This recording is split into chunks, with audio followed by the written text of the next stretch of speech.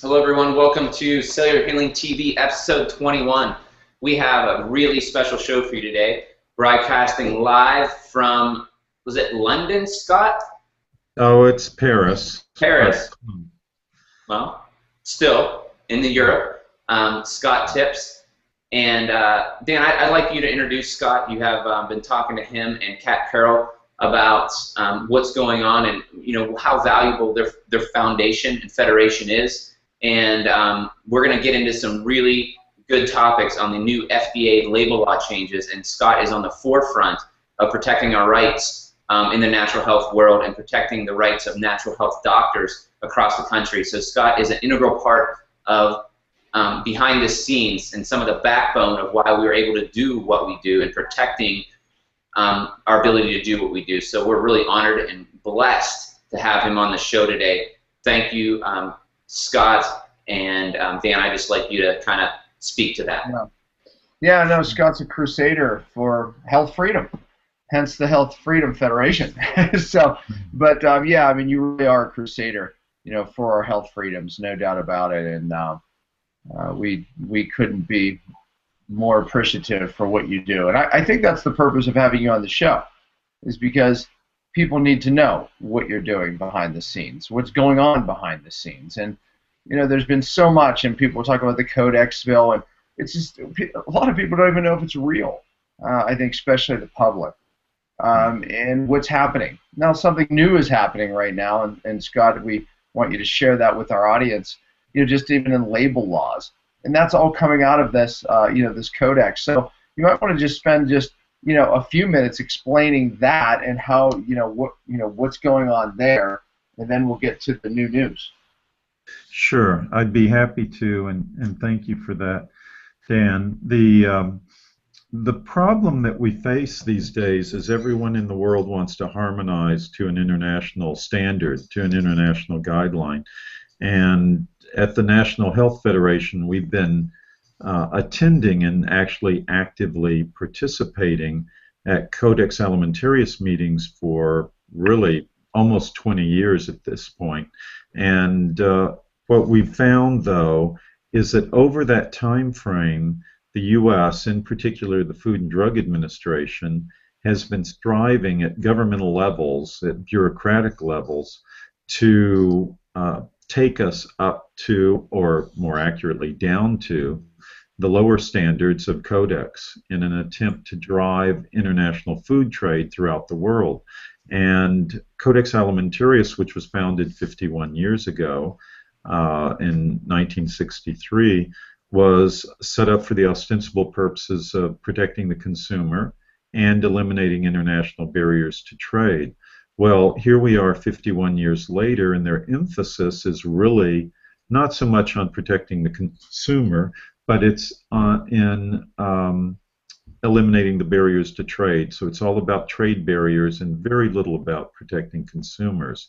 And you see this in the new food labeling proposed rulemaking that the FDA launched. When the FDA proposes a change in its regulations, it has to give notice of that to the through the Federal Register, and it launched this real glitzy thing in late February with even Michelle Obama and the Dr. Hamburg, who's the head commissioner of the FDA, announcing how great these new label changes are. And in doing so, they made extensive changes, or proposing that extensive changes be made to the labels, some of which are good, but most of which are very bad. And if you look under the covers, you will see that the changes that are bad are really far outstripping those very few ones that could ostensibly be called good. So this is what we're facing, and I don't know if you want me to get into the nitty-gritty details of what they're proposing, but everyone who's listening to this program has until August 1st of this year to submit comments, saying thumbs up, thumbs down, or giving suggestions or whatever to the FDA, either online or by snail mail. So you can do that. The deadline was to have been June 2nd, but they extended it to August 1st. And as you go through this discussion, you'll see that it's very well worth your time to make some suggestions or comments to the FDA. It may seem inconsequential, and in a way it probably could be, but if there are enough of us out there throwing a thumbs down to this, then the FDA will take a second look at it. At least they'll feel constrained to take a second look at it. So this is all very important. Yeah, and I think we want to hear some of those things so people can make an opinion, right? I mean, because I'm sure most people don't know at this point, you know, what's coming down the pipe. And yeah. So you know, what happens, Scott? You know, if this, you know, these negative effects of these label laws, how does it put us at risk, and what does it allow some of these companies like Monsanto to do in the GMO side, and you know, what is this going to unravel in our lives? Well, those are both excellent questions, or several questions really. What it does is, you know how you can distract people. You can either highlight something else while the magician is doing something over in the other corner, or the other part of his hand is doing some hiding some event, or you do it by misdirection. And I think what the proposed label rulemaking is, and this is both for food and for supplement labels, is it's a lot of sleight of hand, it's a lot of misdirection, and it's a lot of nutritional ignorance. So going through the list as you asked, here's what we're really looking at that these people have done. And keep in mind, they have the nutritional knowledge of a 10-year-old, basically. They may seem smart, they may in fact be smart, but their nutritional knowledge is way behind most of the people watching this this program. Overall, the FDA Deputy Commissioner Michael Taylor, you know, he's sort of in charge of this, and in fact, I used to sit next to his wife, Christine Taylor, at the early Codex meetings in Germany, just as a by-the-by. But he thinks that these changes, at least the FDA thinks, that it will help address obesity. So what have they done? They want to drive attention to calories and serving size. So they have redone the label, and I don't know if I can show it here. Maybe I can, and this will help the listeners. But this is from our magazine, the National Health Federation magazine, called Health Freedom. Yeah, we can see that, Scott. It's great. Health Freedom News. And so in here is my article on the subject, and you can see for the audience, the label on the left is the current way that it's done. It's called a Nutrition Facts Panel, and I'm peeking over the edge so I can see too. The one on the right is what they propose. Well, the first thing that strikes you probably most calories. Yeah, calories is way up there. And so that's what they're trying to emphasize. But the problem, as you all know, is losing weight isn't just about calories. Losing weight is about a whole bunch of other things, including what calories are you consuming. I mean, Dr. Pompa can speak about this for days at length, so I don't pretend to have his level of knowledge on it, but I do know the simple fact is it's not all about calories. The other thing you'll notice here is they will add in, and I can't quite see it from my angle, but in there they will talk about added sugars. So what is the importance of this? Well, with added sugars, the importance is, I'm going to put this down, just save my hand for a moment. You know, hey, Scott, one thing I noticed right off the top was, okay, calories was the first thing. The next thing was total fat. And the next thing was cholesterol. I mean, it's, yeah. We always say it's always 180 degrees opposite of what the government tells us. Well, there's proof positive right there. Calories, fat, and cholesterol. Top three things, top useless information. Oh, and the top best things for you is fat and cholesterol to make you normal, to make the hormones in the right direction. And people are trying to reduce that. And you're absolutely right. I totally agree with you. And you actually took a little bit of my surprise thunder there, but I'm glad you did. And well, it shows you how it shows you, Scott, how clear it is to someone who has an unveiled mind that watches Cellular Healing TV, goes to and supports and reads your magazine, that it's on this topic. That's why we're doing this, because it makes so much sense, because that's going to drive, you know, sales of pharmaceuticals. I won't do that, but just to show the example, they're saying calories up here, right? But meanwhile, they're trying to distract you from the truth. And Exactly. so calories, truth is down here. You never see the truth. You never see the healthy things, and it drives, honestly, sales. So I'm going to stop talking, but right, and then right there it talks about how many servings per container. But Dr. Pompa was right to say, and you too, to say that it's really about looking at the calorie count, but they also are emphasizing the number of servings per, let's see if I can do it there, the number of servings per container, and they think that's important too. And to a certain extent, they are right, because the serving sizes before were really undervalued. They'd have like one container, a small container of ice cream that was considered to be 2 servings, and in fact, everyone knows people sit down and they will eat it typically in all in one serving. I'm talking about those small containers, not the large, you know, quart-sized containers. But even then, people will eat a whole container of those. But so they're driving in a better direction there for the servings per container. But frankly, people don't pay much attention to it. I'm even one who, and here I am, I do food and drug law, and especially with an emphasis on labels, and I don't really pay attention to serving sizes, and I don't think most consumers pay attention to it either. So in this case, I think it's a bit of a swing and a miss by the FDA to, even though it's, I hate to say well-intentioned, I don't really give them good intentions, or at least think that they'll have good intentions in anything they do. But in this case, perhaps they did. Let's give them the benefit of the doubt, but it's also overshadowed by everything else. So they've said that they want to update the serving size requirements to reflect the amounts that people currently eat. And given the given the huge sizes of Americans these days, I think that is, you know, that is true, and they can be commended for that particular part. But the problem really comes, and you also noticed on that label that the new label mentions added sugars. They didn't have that before. So what they're talking about, of course, is where sugar is added, or but not artificial sweeteners, believe it or not. That's not included under added sugars, because that's a 0-calorie thing. And under this new regime that the FDA is proposing on labeling, they're misdirecting people's attentions to calories and making sugar the bad guy, which of course it is, but there's a badder bad guy on the street these days, as we all know, and that's the artificial sweeteners like aspartame and sucralose.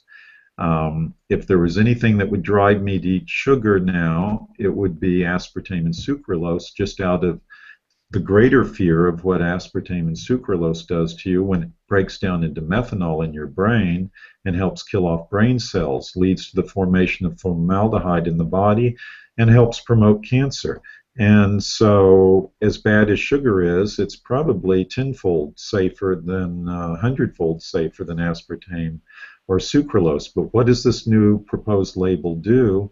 It paves over that, and this is getting to your point, Warren. It paves over the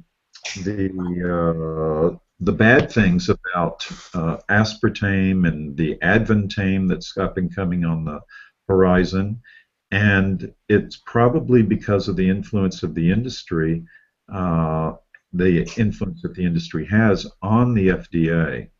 So it'll have the public looking in the wrong direction, looking for added sugars instead of also looking for 0-calorie artificial sweeteners. So when the typical average consumer picks up a bottle and looks at it, they'll pick up a bottle and they'll look at it and they'll look at the label and they'll see one that says added sugars. They'll see another and it'll say 0, but it'll be full of aspartame. Pick up another one that might have sugar in it, and it says 10, 10 grams or whatever it might be, and they'll go, well, I'm not going to do that. I'm going to take the 0 one because it's healthier. So it's going to push consumers into the direction of making bad choices, bad health choices, and this is something that we need to stop. The other thing that it does, the new label, is it deletes the listing calories from fats. So that's okay, except for one thing. Given the FDA's fixation on spotlighting total calories, this deletion is a little curious, but on the other hand, the FDA thinks that polyunsaturated fats are God's gift to mankind. So we really don't know what to make of this other than we need to recognize that the type of fat rather than the amount is the key. So maybe we can look at this as a mixed blessing. Maybe by removing calories from fats, the FDA, this part of the label, the FDA is doing us a favor. They are having fluoride to be declared on the label, but they think it's a good thing, not a bad thing. So they aren't doing it for those who would prefer to avoid fluoride. They're doing it to encourage people to consume it. But of course, those of us who know better will go the other direction. So in a way, this again is a mixed blessing. It's good for us who want to avoid it. Other people may be driven to do it, to consume that product because it has a higher amount of fluoride in it. They mistakenly think, that they will be preserving their teeth when in fact wow. they Hey, won't. Scott, this is scary to me because, if you understand marketing and you look at, most people don't think like us, right? So the things that they're highlighting, calories, cholesterol, sugar, and fluoride, the most of the culture is going to buy the lowest calorie, the lowest cholesterol, and the things that contain fluoride. So what that's going to do to manufacturers is for them to try to sell more, they're going to try to create lower calorie, lower cholesterol, and products that contain fluoride, because that's the masses. The 95% or 90% of the world is going to drive that. So our food is going to become increasingly toxic. They're going to sell more toxic foods, really hurt the population more, making them sicker, which the drug companies and the medical monsters of this world understand. The drug companies know that their drugs kill people. I talk to people in the industry and they know it and they don't care, honestly, because they run it like a business. So in business, you don't care. So this is massive, Scott. It is. And you actually said that better than I would have. And it is a problem because most consumers, when they go to a label, they don't know, for example, that vitamin A is at 60 milligrams a day or 90 milligrams a day, as the FDA actually would have it, is not going to really help them. They'll see the 100% or whatever percent it is of the vitamin C content, and they will think that they have made a good choice. But I love what you're saying about, not that I love that it will happen, but I love that you brought it out, that this will drive industry to conform to it in order to promote products to the larger market, because that's exactly what will happen.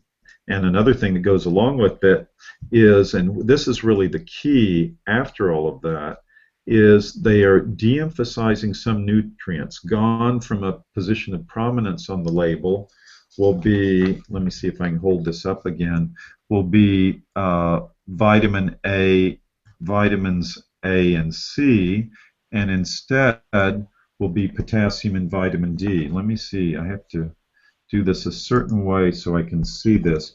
So you'll notice the old label talks about vitamin A, vitamin C. They are below the heavy horizontal bar, kind of in the middle. You'll see vitamin A, vitamin C. Then on the new label to the right of it, under the heavy horizontal bar, you see vitamin D, and you see calcium, you see potassium, but you no longer see vitamin C. Oh, that's maddening, because that's drug companies again, because they want you to get, for bone health, and it's just all the things that they It has nothing to do with it. It's not calcium deficiency. Dan, you got to hammer this. Exactly. I mean, magnesium is more important than calcium in the typical American diet, as you all well know. And vitamin D is important, and I'm glad they're showing that. And potassium is, of course, beneficial in helping to lower blood pressure, as even the FDA says. But, you know, is it really a good thing to dethrone vitamins A and C?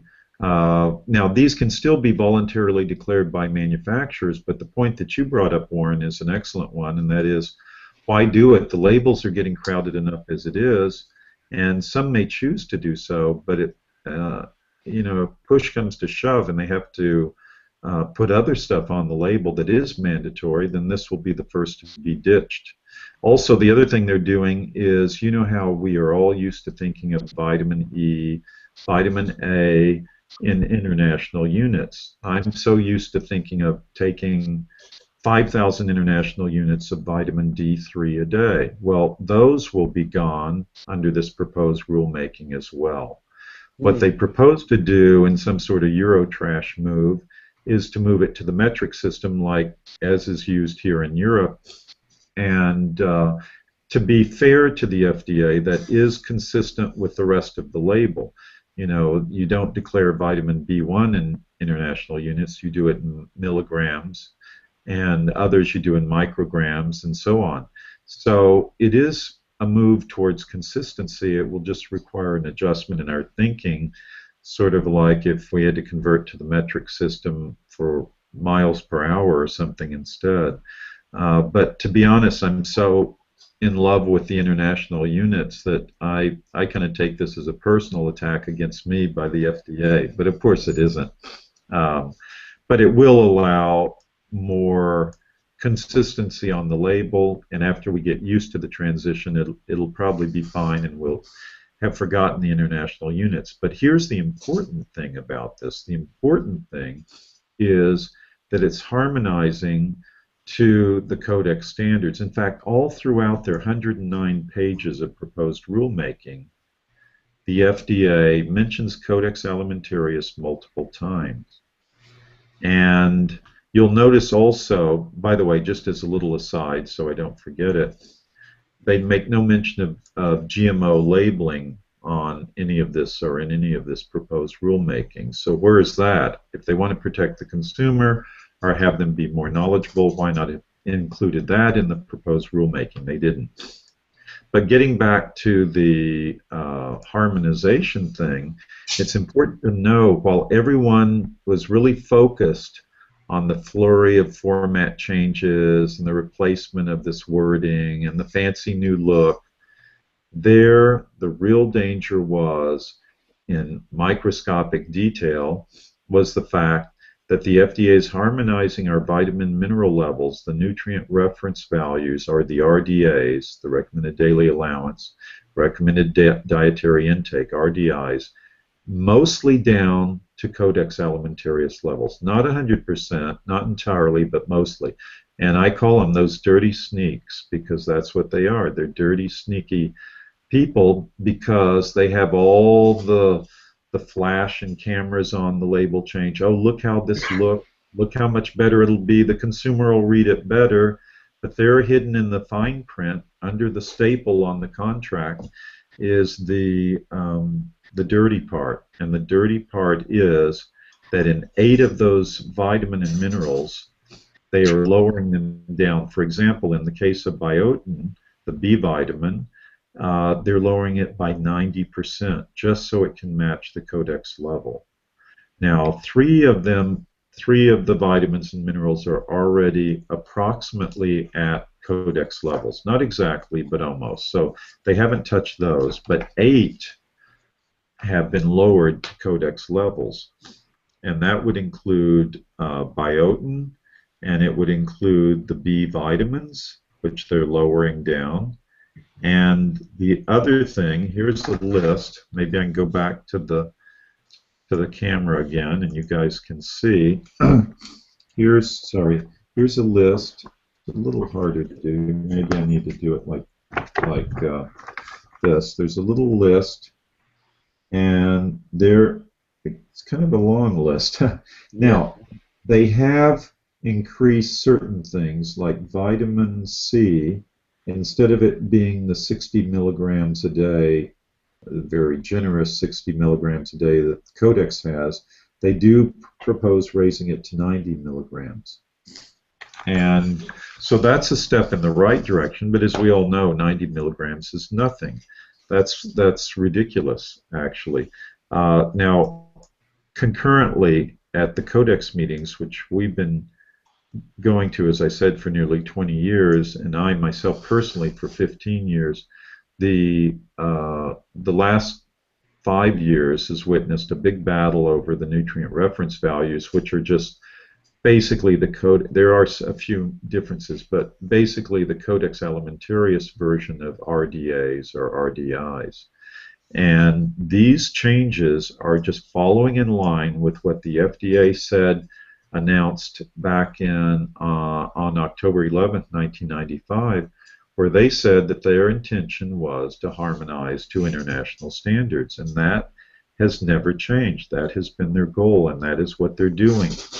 And so, because the U.S. now, if the rest of the world had higher standards than the U.S., allowed higher potencies than we did here, then that would be a good thing. But the fact is that most of the countries of the world, most of the member states of Codex, don't understand the benefits of supplements, do not understand even basic nutrition, and they certainly, if anything, have a very anti-supplement mentality that is pro-drug and anti-natural health remedies.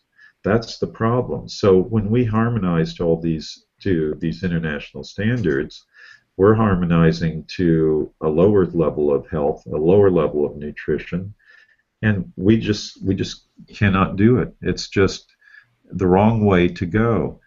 But what these people are doing at FDA is trying to sneak it in through this proposed rulemaking, where most of the pages talk about, well, we're going to declare calories in a more prominent position, we're going to add in added sugars, and all of that's bad, as was pointed out by Dr. Pompa and Warren.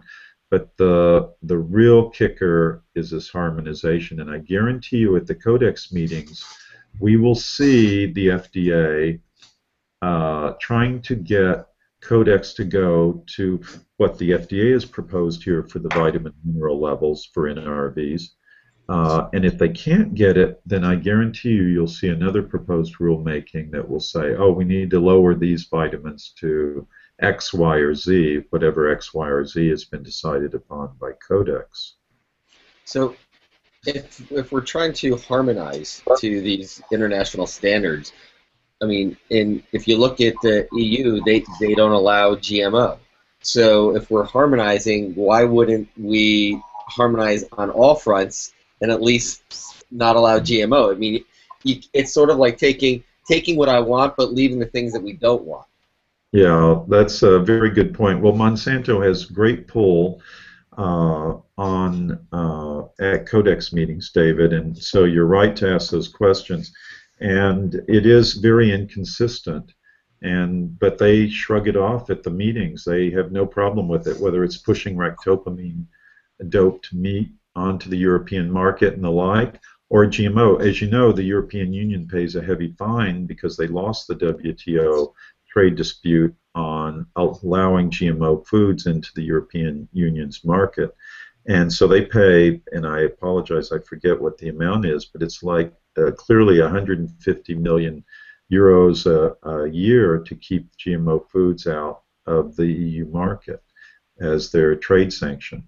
And so, but it is true. I mean, why is the U.S. not picking and choosing when you have 90%, probably 92% of the U.S. population not desiring to eat GMO foods, and yet here you have the U.S. representative at the Codex meetings pushing GMO foods, these toxic ractopamine-laden foods, and the like. And it's usually, by the way, excluding the UK because it's a member of the European Union, it's usually these Anglo-Saxon countries that are behind all these unhealthy standards, primarily Australia, somewhat New Zealand, but principally Australia, the United States, and Canada.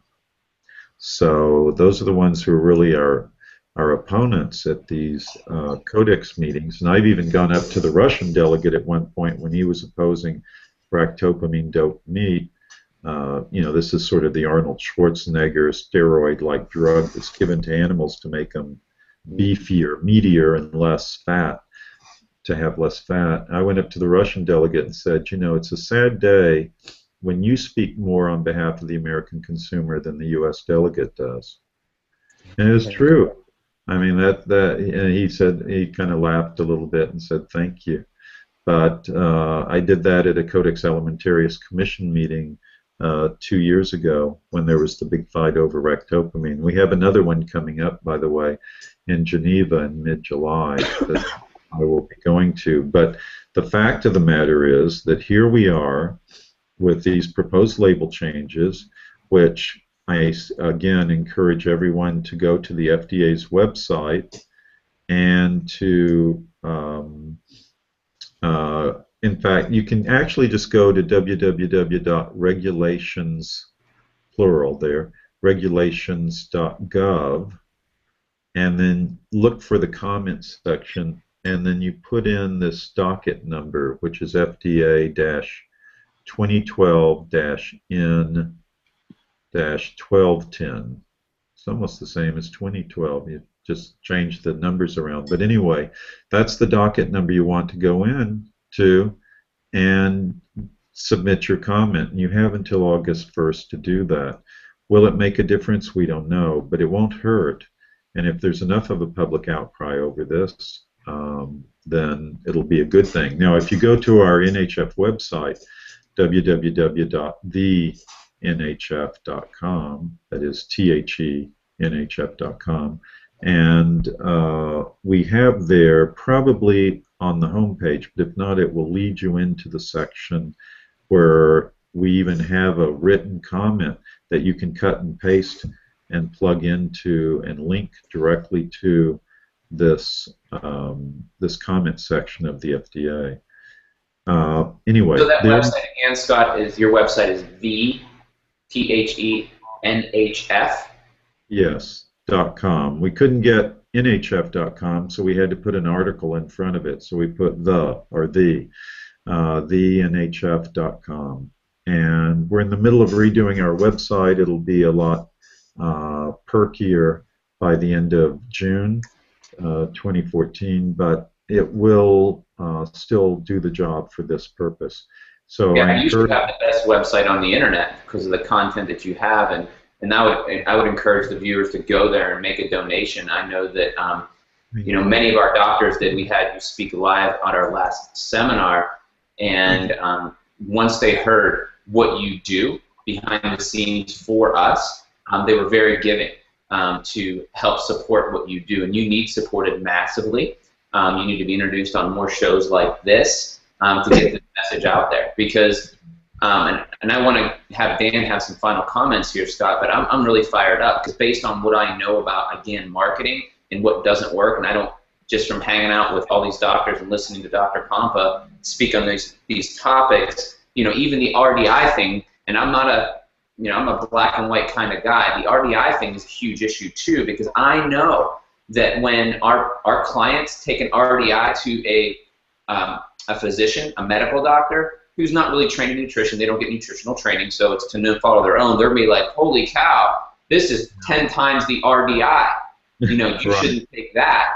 So it's going to drive people away from taking active doses that they need to change their body chemistry and to push their nutrient pathways in the right way, which work in with enzyme production and brain function and cellular energy and all the things that in Dr. Pompa's 5 R's. This is a massive epidemic, and they're driving people away to becoming sicker, to become more dependent on drugs. This is not on accident. It is on purpose. Everything they do is with a purpose, and it's down to driving money. And you have to remember the government is a long-term vision. The things that they've been doing for hundreds of years. And even when they give other countries like Dubai, all this access to money, long-term, they're going to win. So the government is very slick, and they're putting a longer-term strategy which will benefit their pocketbook or their JV partner pocketbooks, i.e. drug companies, Monsanto's, things like that. This is on purpose. Yes. Well, I agree 100% with what you just said there, Warren, and I think that's extremely accurate. And what's been going on here and what will still go on here, and it'll get worse. It's actually snowballing. It is a problem. We have the upcoming fight, and I appreciate your mentioning donations because that's what gets us to these meetings. And your people at that Atlanta conference were so gracious and so generous. Actually, it's probably the most generous group of people in terms of donations to us, in terms of joining at the highest level, our membership. Joining as a member, because you can do it at $36 a year or you can do it at $200 a year. Well, most of your people picked the $200 a year. They didn't take the easy way out. They did the way that would support us and send us to these meetings. The next meeting where we will be arguing on the NRVs at the Codex level, that is, it will be in Bali, Indonesia. And it's a key, critical, linchpin, pivotal meeting because this is where they will decide on a lot of the nutrients. So we have to have our ducks in order, and we need to be going in very well educated and prepared for this, and that's what we're doing. We've been preparing for this kind of a meeting for years and have been arguing it each and every year. But Bali, and that's not a cheap flight, that's not a cheap trip. And so we do need donations. So thank you for having mentioned that. I wasn't sure if I could mention it, so I'm glad you did. So thank you for that. You should be flying first class, Scott. Well, I wish I could, but we don't. We always I know go. you don't. You should be able to have the value because think of things like the National Cancer Society and the breast cancer awareness. Those CEOs are funding research that doesn't get to the cause. And they do some nice things for people, but on the back end, that money is not being justly used. And I know that every penny that comes through your organization is being justly used, and not just funding, private jets and things like that. So this is huge, Scott, and I know people watching this show will go to your website and donate, and the NHF.com. So Dan, I want you've been listening to this. And I know you had some thoughts stirring around a few times, and I'd like you to kind of wrap this up and share, what's on your heart. As Scott shared, some information that really got me fired up about what's going on with this new label law change. Oh man, it's sad. Well, Scott, I just wish we had a little more time where you could talk more about what really is going on there. I mean, this is just as of lately, but what you've been battling for the last 15 years is really more about our freedom to hold on to supplements, to be able to get supplements, that we don't have to go get a script for supplements. I mean, isn't that really where the bigger battle is and really where they would love to take it? I mean, so when we hear that, we could lose this freedom, people don't understand how close it was at a few times. And literally it was down to like a few votes. Yeah, no, you're absolutely right. At one point, there was, not many people know this, at one point, Representative Claude Pepper, who's now deceased but was the Democratic representative out of Florida, was going to pass a bill, this was in pre-internet days, where it would be illegal to ship vitamin and mineral supplements through or dietary supplements in general through the U.S. Post Office. Absolutely illegal, and he had the votes to do it. Yeah. And we had our lobbyists try to lobby him. He wouldn't budge. Finally, our former president of NHF, Maureen Solomon, flew to Washington, tried to meet with him personally to get him to withdraw the bill, which had a very high chance of passing. This was like in the 1980s, early 1980s. He refused to meet with her, but she made friends with the secretary. She found out when he was going back to southern Florida for his break, spring break or whatever, or recess, And she booked a seat, and these were the days where you could do this, and she booked a seat right next to him. And she flew with him all the way down and bent his ear the whole trip. And by the time he got back to Florida, the plane landed, he had changed his mind, and a week later he withdrew the bill. So that was all because how is Maureen Sullivan doing? Well, I wish, yeah, she's no longer with us, unfortunately, but her legacy lives on, and there were a lot of people who either love her or you hate her. It depends, because she was sort of a black and white gal, but she really had her heart in it, and this wasn't the only time that she made a difference for everyone. And does anyone know, what happened or give her credit for it? No, I mean, I didn't even know the story for years. But that's what happened, and there are little things like that that make a difference. So you're absolutely right on that, Dan, that there's a lot to be done, but it's really about the individual's right to control his or her destiny and his or her health, and we've got to take charge ourselves. And as you teach in your seminars, and I very much hone in on this because I appreciate it so incredibly much, you teach personal responsibility. The flip side of freedom, the flip side of the coin, is personal responsibility. So you can't just sit back and wait for government to take care of you, or Big Daddy or Big Mama. You take care of yourself, and you do it through education. And one of the best places is through your seminars. I noticed that when I was there. The other is to read widely and use a discerning mind, and don't just accept government propaganda or mainstream media propaganda that you see with, whoever the latest doctor guest is on Dr. Oz or on Oprah Winfrey. So, although I guess she's off the air now, isn't she? I don't know. But anyway, I don't watch much mainstream television, but you really have to use programs like this, your seminars, other seminars like yours, for people to really know what's going on and to know how to take care of their health, especially in these challenging times where it's not like our grandparents' time where they weren't as, in a way they were, but not to the extent that we are, where we're inundated with contaminants and toxins raining down on us in our water, in our food, and what are they doing at the same time?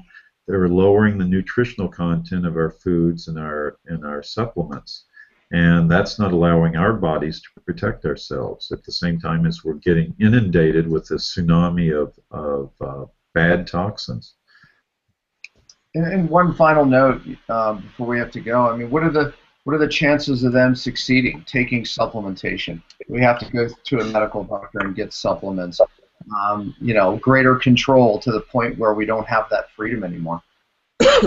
Well, the beauty of the United States, and it's true in South Africa as well, those two countries are the holdouts in the world. If you go to a South African health food store, you'll think you're in an American one, maybe even better than an American one, because they never banned tryptophan there. But of those two countries, we're the last holdouts, Canada having sold out through Health Canada, its FDA equivalent. I think the odds, to be honest, are really stacked against us, but I still think we'll prevail. It's not going to be a slam dunk, and there may be a period of time where things are reduced, but the beauty of America is that more than half of the population takes supplements. So they keep having to inundate us with this propaganda to convince us that supplements are either dangerous, worthless, or you'd be better off with drugs like the annual flu shot or the like. So I think we'll go through some rough times, but I think there is light at the end of the tunnel, and that ultimately will prevail. Enough people will rebel if they conform to this. You see it happening in other arenas of political life, with people getting increasingly discontent. Just look at what happened with Eric Cantor, who got voted out of office on that immigration issue, or not voted out of office, but at least he lost the primary earlier this week, I think it was.